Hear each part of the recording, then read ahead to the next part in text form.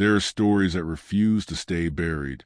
They linger like mist over forgotten graves, slipping between memory and myth until you can't tell one from the other. This is one of those stories. And it begins not with a monster, but with a child.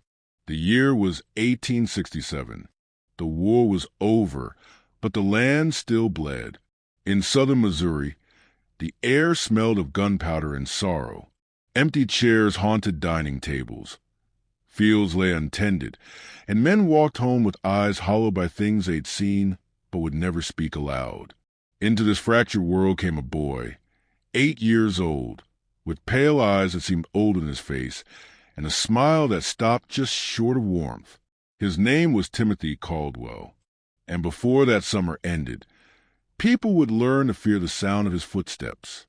South of Sedalia stood a farmhouse, weathered boards, a sagging porch, and the weight of debts that Thomas Caldwell could no longer pay. He had lost nearly everything. His father at Shiloh, his mother to consumption, his brother, Timothy's father, to the nightmare prison camp of Andersonville. Thomas was the last Caldwell standing. Barely. When the letter arrived asking him to take in his orphan nephew, he didn't have the strength to refuse. The wagon came one spring morning, when the dogwoods were heavy with white blossoms. Thomas and his wife, Sarah, stood on the porch as the wheels crunched against the gravel road. Timothy climbed down, a small cloth bag in hand, his posture too calm for a child. And in that instant, the world seemed to pause. You know that silence, the kind that makes your skin prickle because even the birds go quiet. That's what Sarah felt as the boys stepped closer. The dogs noticed first. 2 hounds that usually bounded toward visitors with wagging tails froze against the barn wall instead, ears pressed flat, low growls rumbling from their throats. Sarah forced a nervous laugh. "They'll warm up to him," she whispered. But they never did. The neighbors, though, they adored Timothy. What a polite child, they said. So well-mannered. Always, yes, ma'am, and no, sir. He never cried, never misbehaved, never complained. He worked from sunrise until the last light bled across the fields, small hands moving with precision. His face as calm as still water. To the outside world, he looked like a blessing. A boy who'd lost everything, and yet caused no trouble. But inside the Caldwell home, there was unease. Dr. Samuel Harding met Timothy that spring, when Sarah worried the boy might be falling ill, though he showed no symptoms. Harding was a battlefield physician, a man hardened by amputations and fever wards, not easily shaken. Yet when Timothy's eyes met his, Harding felt something slide cold along his spine.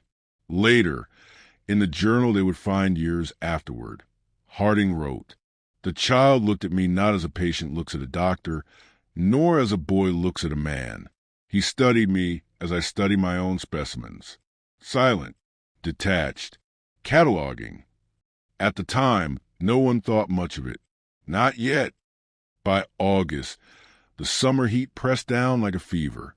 Tempers flared, crops withered, and accidents seemed almost inevitable. That was when little Mary Fletcher wandered down to the creek. She was 5, gold curls, gap-toothed smile, the kind of child whose laughter filled a yard. Her mother had warned her not to stray, but children don't always listen. The water shimmered cool and inviting under the late sun. It was Timothy who came back to the Fletcher doorstep, clothes soaked, water dripping from his pale hair. His voice was steady, too steady. "She's not breathing," he said. "I tried to help her. I'm sorry." They found Mary face down in just 18 inches of water, her dress snagged on a branch, her small body already cold. A tragedy, the neighbors murmured. A terrible accident. These things happen every summer. But Dr. Harding noticed what no one else did. Mary had no mud under her fingernails, no scrapes on her palms, no signs of struggle at all. And when Harding gently asked Timothy what he had seen, the boy's reply was unsettling. He described the angle of her limbs, the way the current had moved her dress, the color of the foam at her lips, pinkish white, he said, like soap bubbles mixed with blood.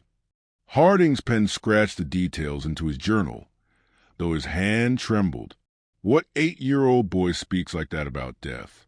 He filed the thought away, where doubt always lives, just beside reason. 3 weeks after Mary's drowning, another tragedy struck.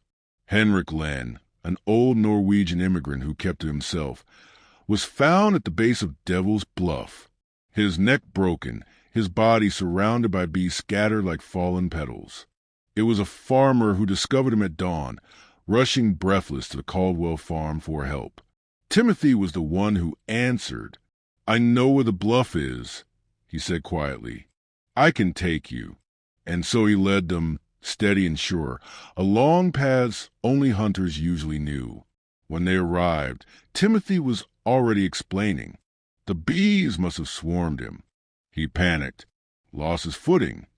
He pointed, almost as though he had rehearsed a scene. The explanation made sense, perfect sense, until Harding examined the site more closely. The hives were undisturbed. The bees, he realized, had been placed deliberately, not scattered by accident, but arranged like evidence in a cruel experiment. Harding said nothing then. He only noted it in his journal.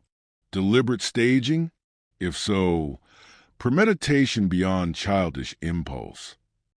If you believe stories like this should be told, consider liking, commenting, and subscribing.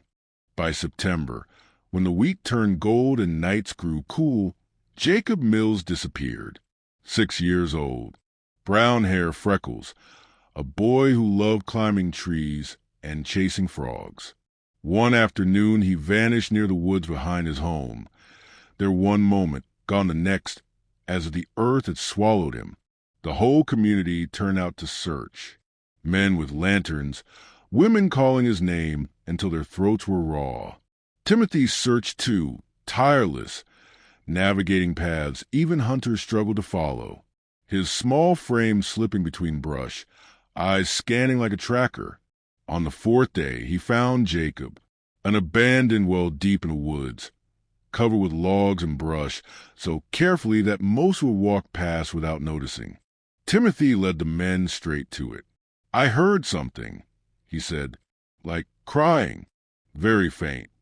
They pulled Jacob out, alive, barely, his fingernails torn, his voice cracked from screaming in the dark. He died within hours, his mother's arms wrapped around him, his father's sobs shaking the cabin walls. Harding was there, and as the family wept, he looked at Timothy. The boy stood in the corner, lips moving as though in prayer, but his eyes never left Jacob's dying body, watching, memorizing, as if every breath, every convulsion was a lesson. That night Harding wrote, "The boy does not grieve. He observes, like a naturalist documenting the final moments of a specimen."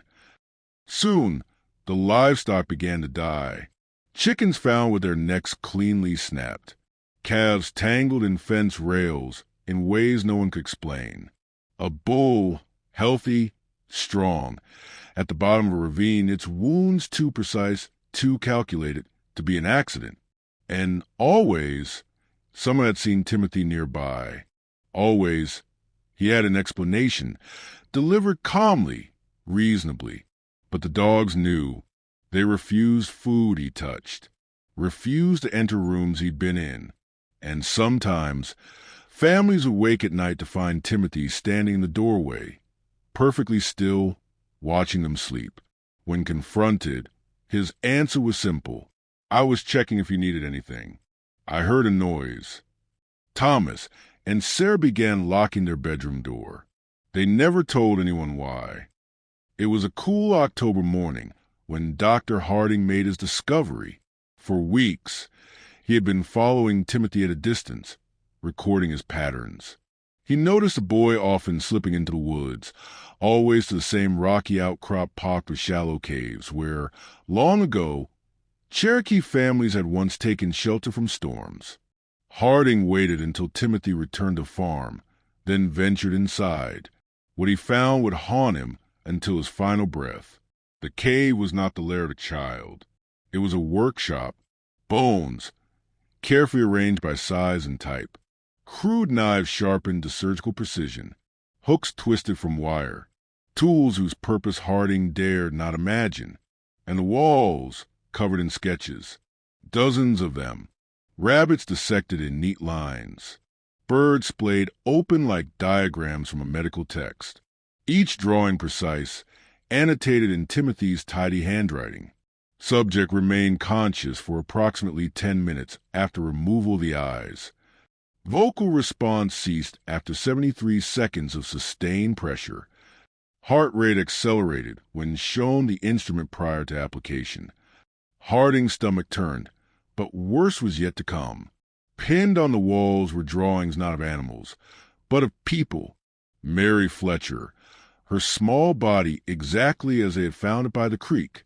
Henrik Len, the angle of his broken neck rendered with chilling accuracy. Jacob Mills, nails torn, terror etched in every line of his young face. Each drawing was paired with clinical notes, observations on suffering, theories about thresholds of pain and survival. Every tragedy the town had mourned was here, recorded as data in the hand of an 8-year-old boy. Harding stumbled back into the daylight, shaken, nearly blinded by the brightness of an ordinary afternoon that now felt obscene. That evening, he went to confront Timothy. He found him in the barn, brushing down a horse with slow, methodical strokes. The boy did not look up, but a small smile tugged at his lips. "You found my workshop," Timothy said. Not a question, a fact. Harding's voice trembled. "Those children, those people, what you've done." "They were experiments," Timothy replied, calm as ever. He set down the brush, his pale eyes glinting in the half-light. The animals weren't enough anymore. I needed to understand how people worked. Harding felt his throat go dry. "Do you realize what you're saying? Do you know what this means?" Timothy tilted his head slightly, as though amused by the panic in the doctor's voice. "You won't tell anyone," he said softly, "because we'll believe you. A respected doctor accusing a child of murder because of drawings in a cave? They'd call you mad." The smile widened. "And besides, you're curious. Curious what I'll do next." And in that moment, Harding understood the terrible truth. The boy was right. 3 days after Harding found the cave, the Caldwell kitchen filled with the scent of mint and chamomile. Timothy brewed the tea himself. He said he'd gathered the herbs in the meadow to help Thomas sleep, to quiet Sarah's headaches. He set the cups down with the tidy care of a child who'd been taught his manners well. Saucers aligned, spoons parallel, steam rising in soft curls. Thomas took a cautious sip. Sarah followed. Within minutes, a haze crept over their eyes. Harding had anticipated it. He'd left a message with Sheriff William Crawford that afternoon, simple and direct. "Be near the Caldwell place after sundown. Do not knock. Do not speak. Listen." The sheriff and 2 deputies waited in the dark just beyond the kitchen window, breath held, boots quiet in the dust. The herbs were not enough to kill. Timothy was careful like that, just enough to loosen bodies, slow the tongue, blur the edges of fear. He wanted his audience alert enough to understand. "Uncle," Timothy said, voice gentle, almost soothing, "may I ask you something?" Thomas blinked, steadying himself on the table. "What is it, son?" "Do you ever wonder," Timothy asked, "how long a person knows they're dying before they do?" Sarah's cup rattled in its saucer. Harding, hidden outside, felt something knot in his chest. Timothy continued, as if sharing a secret about chores or schoolwork. "Mary taught me the time between the last breath and the moment the eyes stopped moving. Henrik taught me about balance and panic. Jacob," he paused, and a shadow crossed his small face. "Not sorrow. calculation. Jacob taught me how long a body keeps trying when the mind has already given up. Thomas tried to stand. His legs trembled. He sat back down. "Timothy," Sarah whispered, "what did you put in this tea?" "Nothing you can't name," he said, "but the dose matters. For the next part, I needed you calm." Harding's hand tightened around the windowsill. He gave Crawford a small nod. "Not yet. Let him speak." The sheriff's jaw clenched. He understood. Words would matter later. Before a judge, a jury, a town that wouldn't want to believe. Timothy folded his hands on the table, like a schoolboy reciting a lesson. "I held Mary under and counted," he said. "I told myself to be patient when her arms slowed. I wanted to know the exact second the will disappears." He glanced toward the window, toward Harding, though he shouldn't have known anyone was there. "You'd appreciate the precision, Doctor." Sarah's breath hitched. Thomas reached for her hand and found his fingers slow, uncooperative. "With Henrik," Timothy went on, "I learned that fear can be introduced like a tool.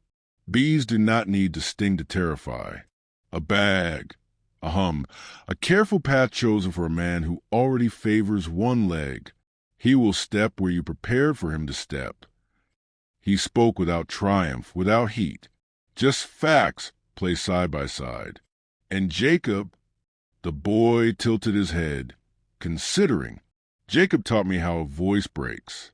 On the third day, it doesn't sound like a child anymore." Crawford moved. Harding's hand flicked again, half a breath longer, and then he nodded. Now, the back door gave way under a single shoulder. Lantern light flooded the room. "Timothy Caldwell," Sheriff Crawford said, "step away from the table." The boy didn't flinch.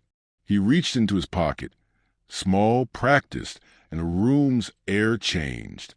Not a pistol, not even a knife big enough to frighten a grown man. A sliver of metal no longer than a finger, honed thin as a thorn. A lancet, the kind a doctor might use. If a doctor had no regard for mercy, he did not rush them. He did not leap like a wild thing. He moved with narrow purpose. Toward Harding at the window, the one person in the room whose curiosity he cared to test. The strike, when it came, was cunning, not strong. A quick dart for the inside of the thigh, the place where a thin blade can do permanent work on a careless target. Harding had seen the feint coming. He shifted left. The lancet grazed cloth, snagged, skittered. Crawford's forearm came down, pinning Timothy's wrist to the table with the clean inevitability of a hammer meeting a nail. The boy did not cry out. He twisted, not with brute force, but with knowledge of joints and leverage, and slipped halfway free, scoring a shallow line across the deputy's palm as he turned. A chair leg tangled his ankle. The second deputy caught his shoulders, a weight no child could throw off. The struggle was brief, inelegant, human. Rope burned across small wrists. The lancet clattered to the floor. Timothy exhaled, almost amused. "Doctor," he said, eyes bright, "you moved well."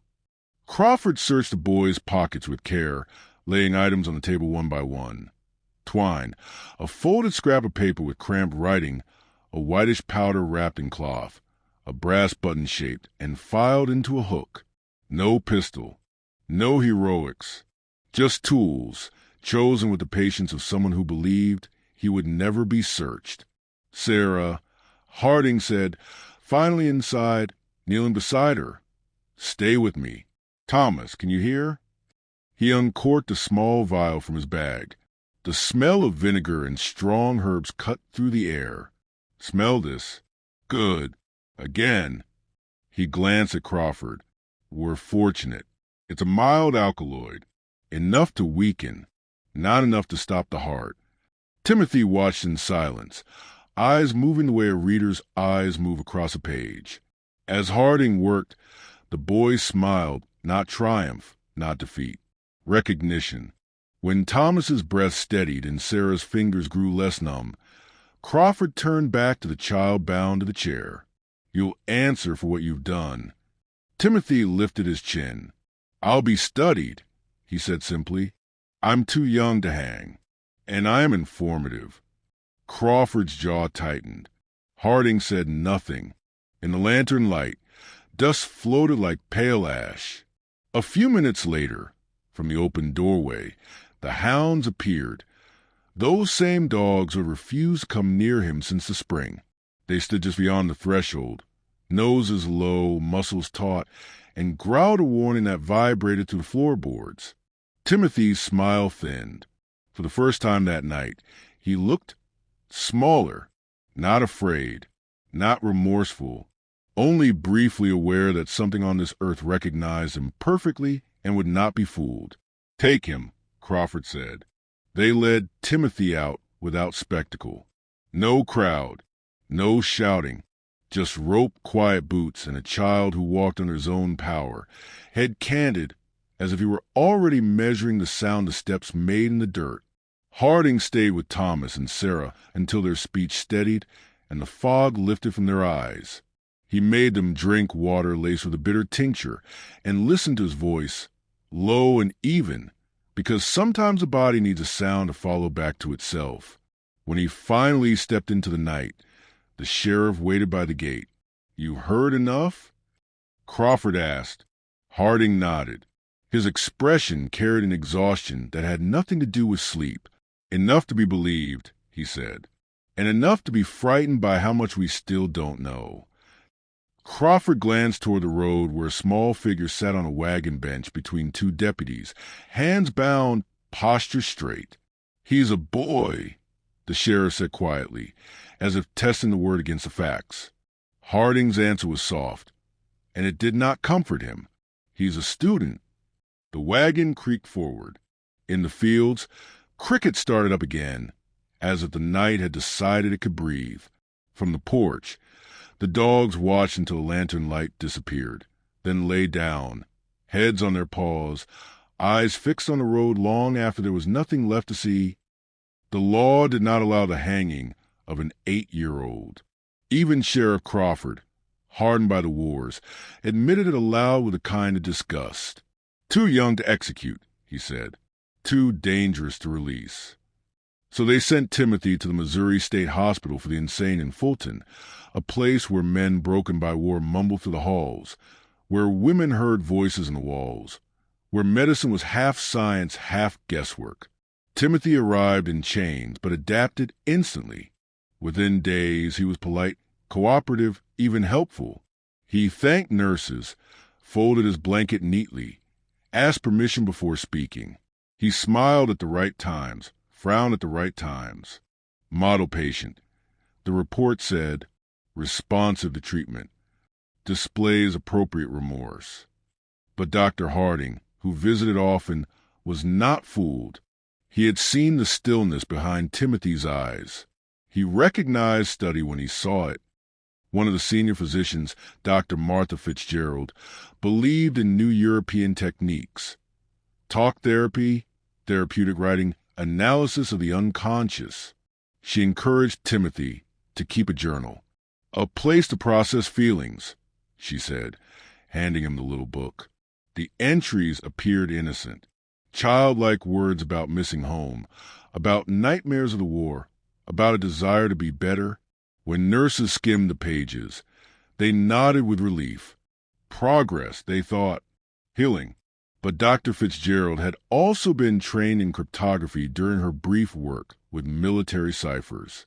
A habit, a curiosity. She noticed a pattern in the way Timothy spaces words, the way certain letters repeated. One night, by lamplight, she applied her methods. The ink revealed something else entirely. Day 47. Dr. F believes my tears in session were authentic. Her response indicates increased sympathy. 3 more weeks should secure full trust and closer contact. Day 59. Observed shift change routine. Nurse O lingers by Westgate to smoke. Average gap of supervision. For minutes. Day 72. Dr. M's pocket watch ticks faster than standard. He does not notice. If removed, I can measure patient pulse without detection. Every line, every confession was a code, not remorse, not reflection. A meticulous study of staff, routines, weaknesses. He was learning them, adapting a performance day by day, refining it as carefully as he had once refined his experiments in the cave. Fitzgerald brought her discovery to Harding. He read the decoded journal entries with shaking hands. "He's not trying to recover," Harding whispered. "He's rehearsing. Every smile, every tear, every prayer rehearsed." And Fitzgerald, pale in the lamplight, said the words neither of them wanted to speak. "He's preparing to leave." By then, Timothy had been inside the hospital for over a year. Enough time to map every corridor, to memorize every schedule, to learn which attendants grew careless on long nights. His escape did not look like an escape. It looked like opportunity, a transfer between buildings, a moment's inattention, a door that closed too slowly. The official report used the word incident, but Harding knew better. Timothy hadn't slipped through by chance. He had chosen the moment after 180 days of rehearsal. When the ward door clicked behind him, no one realized they were watching curtain fall on an act that had lasted 18 months. By the time the alarm spread, he was gone. The summer of 1868 ended with a missing boy, not Jacob Mills, not Timothy Caldwell, but the model patient the doctors believed was on the path to redemption. The newspapers called it a failure of security. "Child inmate escaped state hospital," one headline read, painting him as a wayward orphan who had slipped through careless hands. Most readers shook their heads, muttered about negligence, and turned the page. But Dr. Harding knew better. Timothy hadn't escaped. He had departed. In the months that followed, reports trickled in from scattered towns across the Midwest. A drowning in Kansas. A child found face down in a horse trough. No bruises, no struggle. A fall in Nebraska. A man's body broken at the base of a quarry. Bees buzzing lazily around undisturbed hives. A family tragedy in Texas. A young boy discovered in an abandoned well. Nails torn. Lips cracked from thirst. Each one explained away as accident, misfortune, the cruelty of chance. But Harding saw the pattern.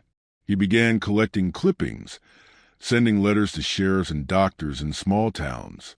Some replied with polite confusion. Others dismissed him outright. But a few, just a few, admitted they had seen something strange. A boy, pale-eyed, polite, helpful after tragedy, asking questions no child should ask. The replies filled Harding's journals, page after page. Dates, locations, sketches of maps that, when connected, formed a trail. Not straight, but deliberate. As if Timothy was charting the land the way explorers had once traced rivers and mountains. Except his map was made of graves. Harding's obsession consumed him. He traveled when he could, following rumors, chasing whispers. His medical practice withered. His family pleaded with him to stop. But he couldn't. He had looked into Timothy's eyes, had seen the stillness there. "I am not chasing a child," he wrote in one entry. "I am chasing what that child will become. And if I stop, I will never forgive myself." Years passed. Timothy would be older now, taller, stronger, more convincing. The disguise of childhood gone, replaced with the authority of a young man who could work, travel, disappear. Harding imagined him as a farmhand one year, a clerk the next, always moving, always learning. And behind him, a scatter of accidents. Sometimes Harding arrived too late, days, weeks, months. Sometimes the only trace was a grieving family who spoke of a kind stranger who had helped them search or brought them water or offered to fetch a doctor. Always polite, always gone by morning. By 1891, Harding was an old man. His journals filled 3 leather-bound volumes, their spines cracked, their pages yellowed. He wrote by lamplight, his hand trembling, but the fire in his words unbroken. In his final entry, penned days before his death, he set down the truth he had carried for nearly a quarter-century. Timothy Caldwell was not an aberration. He was a glimpse of something possible, what humanity might become if stripped of conscience and bound only to curiosity. If he survived, and I believe he did, then somewhere in this country walks a man who understands human psychology better than any physician, who can manipulate without conscience, and who sees in every tragedy not sorrow, but data. Harding died in his sleep, the journals stacked neatly beside his bed. They would later be given to Missouri Historical Society, where most dismissed them as the writings of a doctor driven half mad by grief. But those who read carefully felt the weight of his warning, because Harding never claimed victory. He never wrote the words "case closed." He wrote only of patterns, and patterns, once noticed, do not stop. The Caldwell farm collapsed into ruin. Thomas and Sarah lived out their years under assumed names, shadows of themselves. They never had children. They never spoke Timothy's name aloud. Every creak at night made them glance toward the door, expecting to see a pale-eyed boy framed in the darkness. Sarah died in 1889. Thomas followed 5 years later. Both were buried without heirs, without legacy, except for the secret they carried in their silence. The cave was sealed with stone, but stories whispered that animals refused to graze near it, that children dared each other to go close and always came running back pale, unable to explain why the air inside felt wrong. Harding's journals became dust in the archives, read occasionally by researchers, then dismissed as superstition. Yet even now, from time to time, a report surfaces, a drowning too precise to be accident, a fall explained too neatly, a helpful stranger with pale eyes who appears in the aftermath of tragedy, then vanishes before questions can be asked. We like to tell ourselves that evil announces itself, that we will know the monster when it stands before us. We expect shadows, snarls, warnings. But Timothy Caldwell taught us something else, that evil can smile politely, can say yes ma'am and no sir, can work hard without complaint and never cause trouble. They can stand in the doorway at night, calm and quiet, and convince us we're imagining the danger. The dogs knew.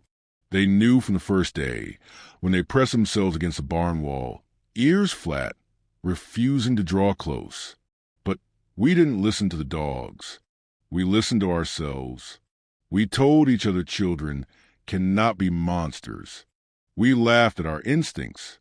We explained away the silence, the stillness, the way the air shifted when he entered a room.